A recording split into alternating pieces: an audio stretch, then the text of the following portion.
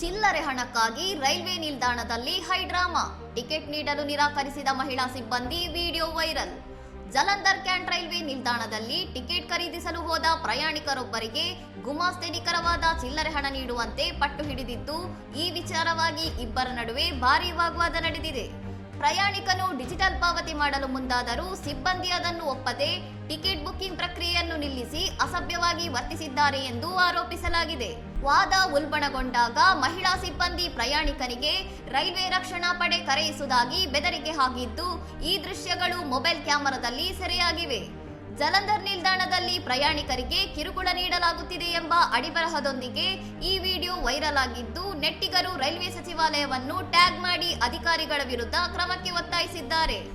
ಘಟನೆಗೆ ಸಂಬಂಧಿಸಿದಂತೆ ರೈಲ್ವೆ ಸೇವಾ ಟ್ವಿಟರ್ ಮೂಲಕ ಪ್ರತಿಕ್ರಿಯಿಸಿದ್ದು, ಅಗತ್ಯ ಕ್ರಮಕ್ಕಾಗಿ ಸಂಬಂಧಪಟ್ಟ ರೈಲ್ವೆ ವಿಭಾಗದ ಅಧಿಕಾರಿಗಳಿಗೆ ದೂರು ರವಾನಿಸಲಾಗಿದೆ ಎಂದು ತಿಳಿಸಿದೆ. ಇನ್ನಷ್ಟು ಸುದ್ದಿಗಳಿಗಾಗಿ ನೋಡ್ತಾ ಇರಿ ಸೌರಂ ಟಿವಿ.